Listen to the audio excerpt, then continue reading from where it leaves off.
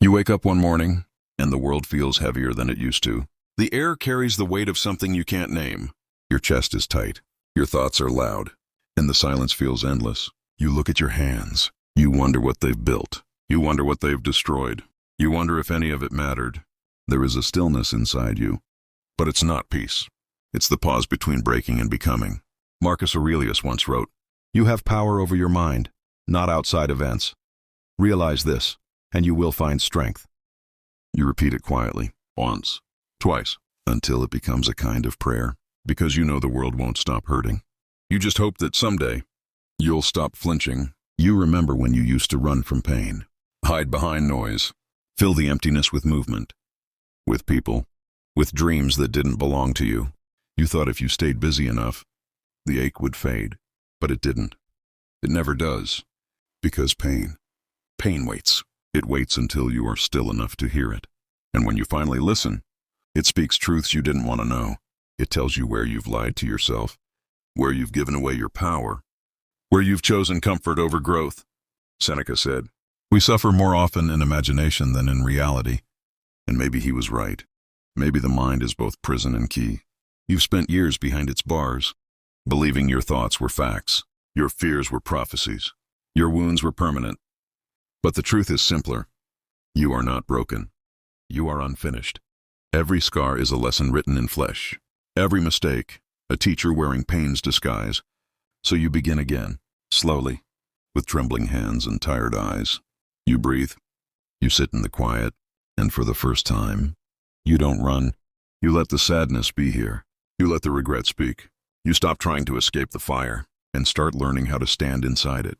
Epictetus said, "It's not what happens to you, but how you react to it that matters." And those words cut deep, because you realize how often you've blamed the storm, instead of learning how to sail. So you start choosing differently. Not grand gestures, not miracles, just small acts of courage. Getting out of bed when it feels pointless.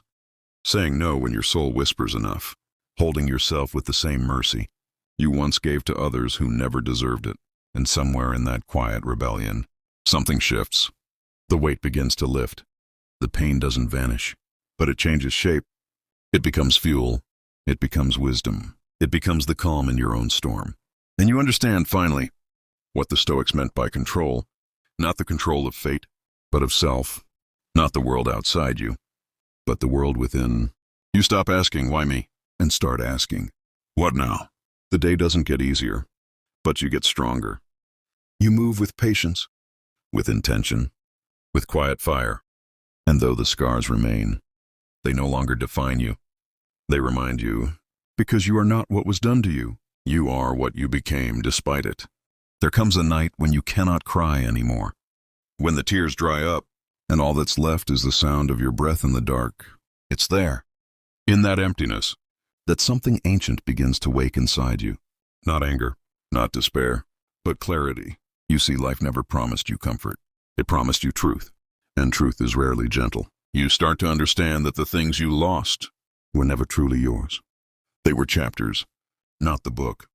People come, people leave, fortunes rise and fall. Even love fades and changes shape. But the soul endures. The soul watches it all in silence. Learning. Marcus Aurelius whispered across centuries, "Loss is nothing else but change. And change is nature's delight." You hold on to that, because every ending you feared was only a doorway in disguise. You remember the nights you begged for peace, and realize now, those nights built your endurance. Those moments when you broke, they were molding you into something unbreakable. Pain carved you, and in the hollow it left behind, strength began to grow. You start walking again, not because the road is easier, but because standing still has become unbearable. You begin to find beauty in ordinary things, the way morning light falls across your skin, the way silence hums with life if you listen closely. You notice how every breath is both an ending and a beginning. You start talking less, feeling more, watching your thoughts pass like clouds, no longer their prisoner, but their witness. Seneca once said, "He who is brave is free," and you begin to taste that freedom. Not the freedom of doing whatever you want, but the freedom of needing less, the freedom of being unmoved by chaos, the freedom of no longer begging the world to make sense. Because now you see, you cannot control the waves, But you can learn to stand still in the storm.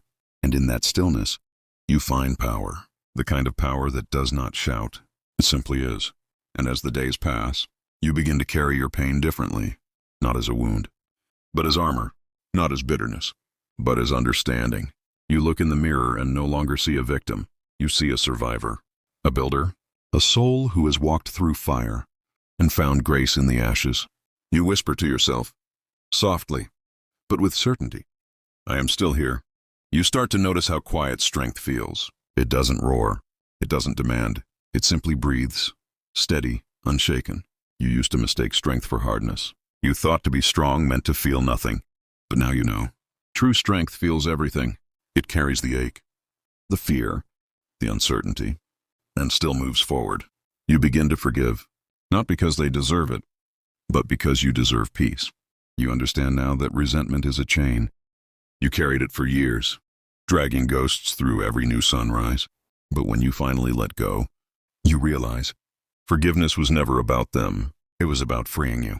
Epictetus taught, no man is free who is not master of himself. And now you feel what that means. Self-mastery is not control over the world, but calm within chaos. It's choosing your reaction, your energy, your focus, even when everything around you tries to shake it. You start to live slower. You start to listen. You start to see that everything you once chased was a reflection of your own inner hunger, recognition, love, validation. You were searching for yourself in the eyes of others, but now you find yourself in silence, in still mornings, in deep breaths, in the moments where nothing happens, and yet everything is. There is beauty in the pause. There is wisdom in the waiting. You realize that every season of your life had a purpose you couldn't see while living it.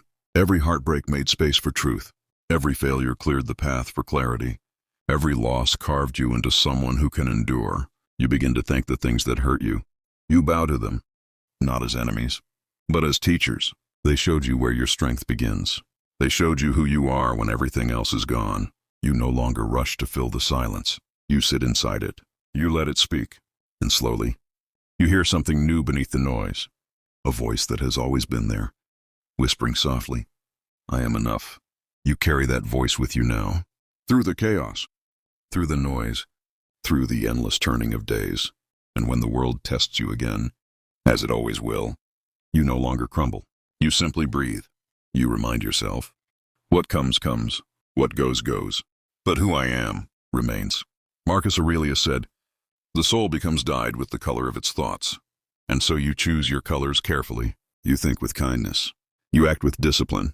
You love without ownership. And you live, not to be seen, but to see. The storm that once drowned you now moves around you. You are still. You are calm. You are the eye of your own life's hurricane. There comes a morning when you rise before the sun. The air is cold, clean, untouched. The world hasn't spoken yet. And for a moment, everything feels sacred. You step outside.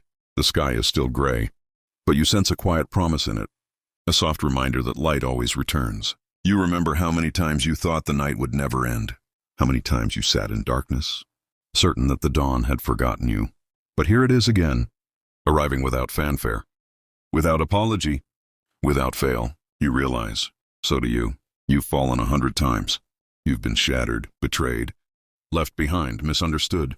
And yet you keep returning to life. You keep choosing to stand. You keep breathing when it would be easier to stop. That is no small thing. That is victory. Seneca once said, difficulties strengthen the mind as labor does the body. And now you know what that means. Pain was never punishment. It was preparation. Every hardship carved out the space for your strength to grow. You no longer curse the struggle. You honor it. Because without it, you would not have become this calm, grounded, unshakable version of yourself. You begin to move through the world differently, not chasing, not proving, just being. When someone hurts you, you don't retaliate, you observe. You understand that every action speaks of its source. You let the wave crash, but you remain the shore. When plans fall apart, you don't collapse with them.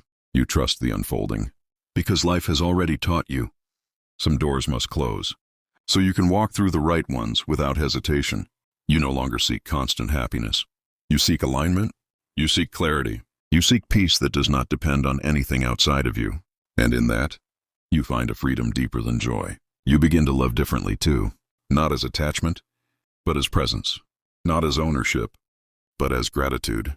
You understand that love, at its purest, is not something you hold. It's something you become. Epictetus said, "Don't explain your philosophy, embody it." And that's what you do now. You live quietly. You walk humbly. You let your peace be your protest, and your discipline be your devotion. You smile, not because everything is perfect, but because you finally understand it doesn't have to be.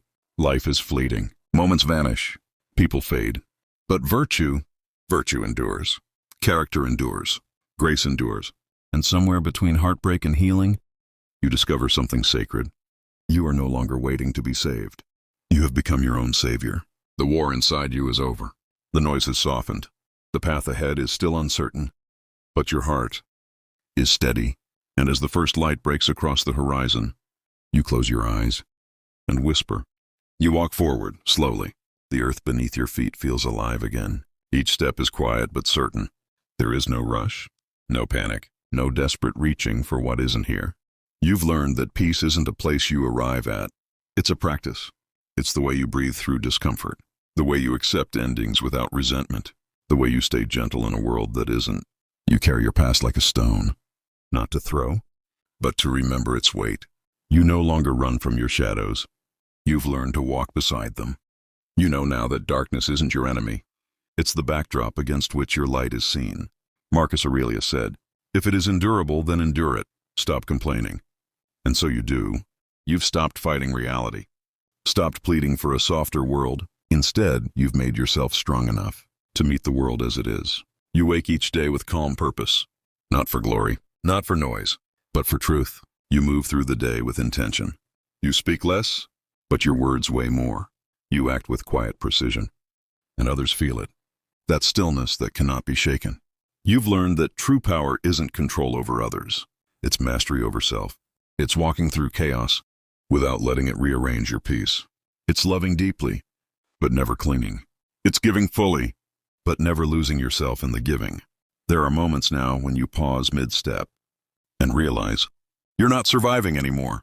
You're living, not waiting for something to start, not replaying what's ended, but alive, right here, right now. And in that still moment, you feel gratitude rise quietly in your chest. Not loud, not dramatic, just pure.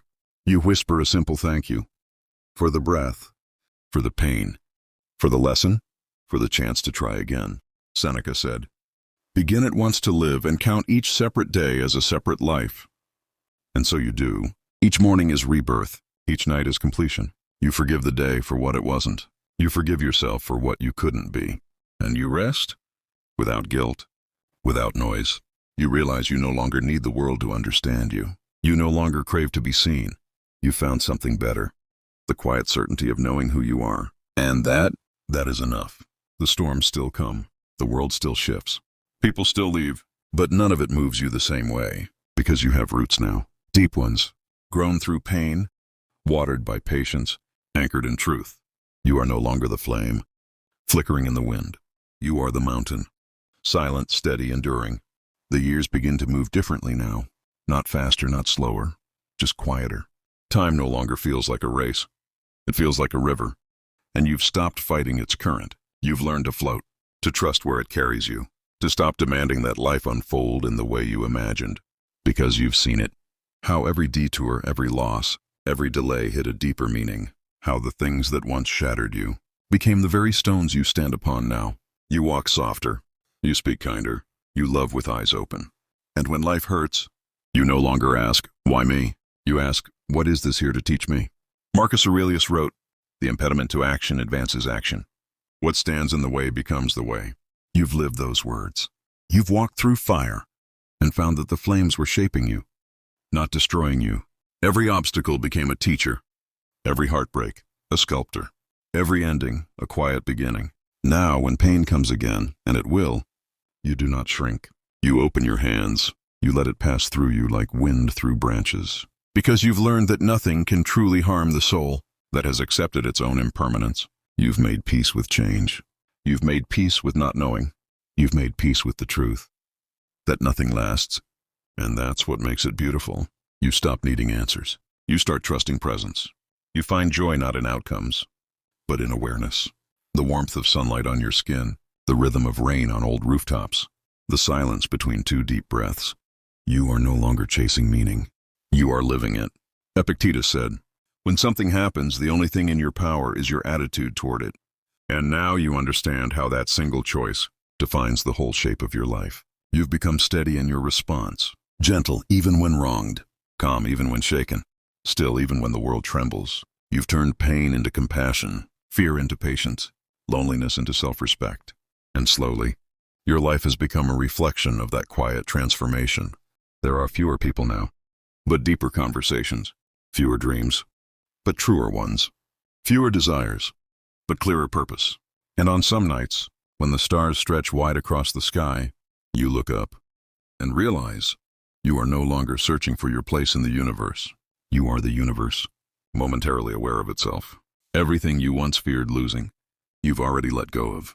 And in that surrender, you've found something eternal, peace without reason, joy without cause, love without need. You smile quietly, because you finally understand. The Stoics weren't teaching how to escape life's storms. They were teaching how to become the calm within them. And now, you are. You stand beneath the night sky, the wind whispering through the dark, and you breathe in deeply. There's a silence now, a kind that isn't empty, but full of memory, of lessons, of lives you've already lived inside a single heart. You begin to see how everything connects. Every joy, every sorrow, every wrong turn, every waiting season that once felt wasted. They were all threads, and only now, standing here, you see the pattern they formed. Nothing was random. Nothing was lost. The pain taught you humility. The struggle taught you discipline. The loneliness taught you love. And love, and real love, taught you freedom. You've begun to live in rhythm with the world, to accept the rising and falling of things, as naturally as the breath that sustains you. You no longer clutch at moments, trying to hold them still. You let them pass. You let them go. Because you've learned that what is yours will always return, and what doesn't was never meant to stay. Marcus Aurelius said, "Accept whatever comes to you woven in the pattern of your destiny, for what could more aptly fit your needs." You've stopped arguing with fate. You walk beside it now.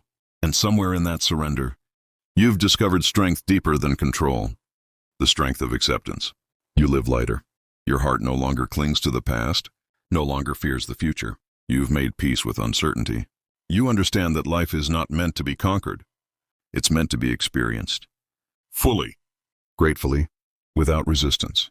There are moments now when you sit alone, and the quiet feels like an old friend. The ticking of the clock, the hum of distant life, the slow turning of the earth. It all feels connected to you, as if you are not in the world, but of it. You've learned to forgive time, to forgive yourself for needing so long to learn. Because wisdom doesn't come quickly. It arrives through living, through stumbling, through losing everything you thought you needed, and finding what you actually do. Seneca once said, "As long as you live, keep learning how to live." And that is your practice now. Not perfection, not achievement, just learning. Again and again. Day after day, there's no finish line anymore. No desperate striving to arrive. There's only the quiet discipline of being awake, of noticing the miracle hidden in every ordinary moment. The smell of rain on dust, the warmth of hands clasped in silence, the peace of breath moving in and out. Without effort, without demand, you've become a student of stillness. You've found a kind of joy that doesn't depend on things going right. It's a joy that simply exists, like a flame that burns softly, endlessly, unbothered by the wind. And one evening, as the light fades, you realize this is it, not the beginning of peace, not the pursuit of it, but peace itself. No words, no need, only presence. You've become everything the storm tried to destroy, and in that quiet victory, you finally smile, not out of triumph, but out of understanding, because this stillness, this awareness, this love, was what you were seeking all along. There comes a day when the world feels softer, not because it changed, but because you did.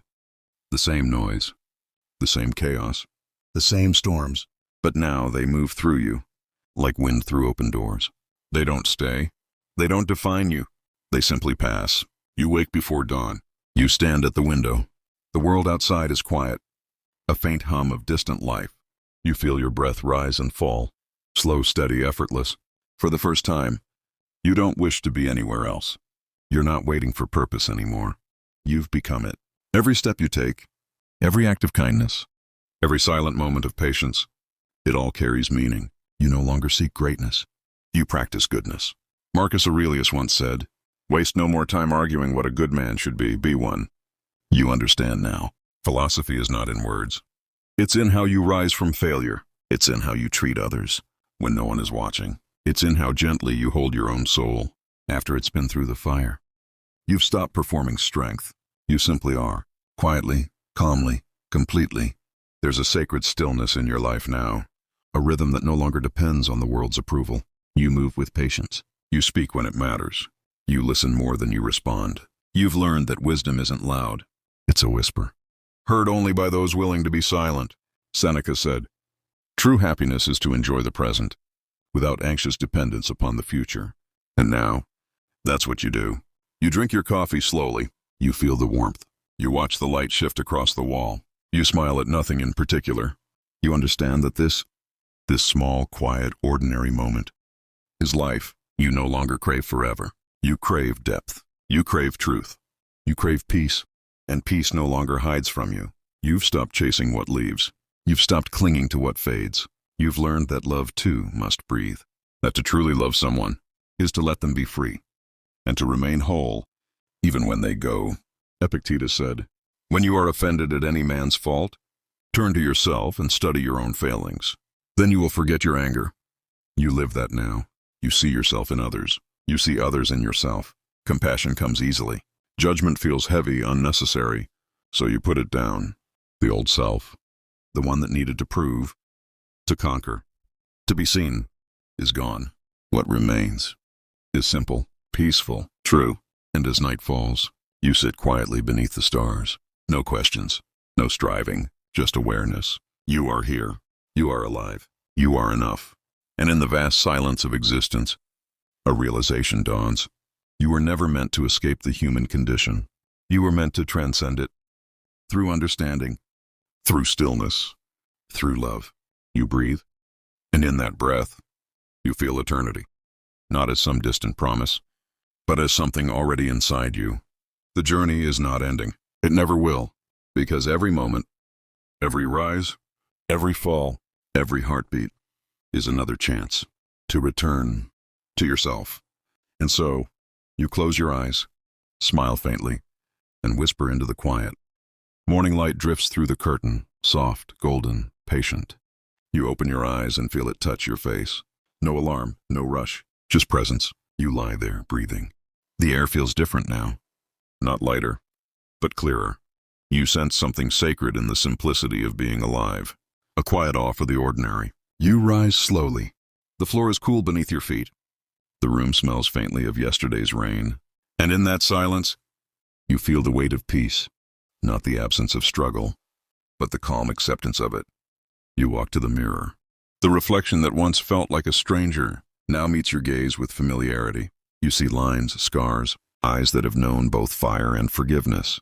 And for the first time, you do not wish to change a thing. Marcus Aurelius said, "Look well into yourself. There is a source of strength which will always spring up if you will always look." You understand now? Everything you sought outside was always waiting within. The validation, the love, the meaning. They were never lost. They were simply quiet, buried beneath the noise of becoming. You stand there, hand on your chest, and feel the rhythm of your own heartbeat. A steady reminder that even after everything, you are still here, still choosing, still becoming. You no longer need to prove your worth. You live it, in how you rise gently each morning, in how you forgive without being asked, in how you keep showing up for the world. With soft eyes and steady hands, there is no more battle between who you were and who you are. They've merged into someone wiser, someone whole. You walk outside. The world is alive again. Birdsong, distant laughter, the smell of earth after rain. Every sound feels new, as if you're hearing creation itself whisper, "This is enough." Seneca once wrote, "It is not that we have a short time to live, but that we waste much of it." And you feel the truth of that now. Life is not measured in years, but in presence, in moments fully lived, in hearts met with honesty. You no longer rush through your days. You savor them, each one a small universe of its own. Born at sunrise, dying at dusk, each one teaching you something no book ever could. You begin to live with quiet gratitude, not the loud kind spoken aloud, but the kind that fills your chest like sunlight, the kind that turns even pain into reverence, because you've seen what it means to lose and to still choose love. You've learned that joy and grief are not enemies. They are twins, born from the same truth. That you cared, that you lived. Epictetus said, "Don't demand that things happen as you wish, but wish that they happen as they do, and you will go on well." You smile at that now, because you finally do. You wish for nothing different. You wish only to stay awake to this miracle of existence. The sun climbs higher, the world stirs to life, and you stand still, anchored, peaceful. In harmony with all that is,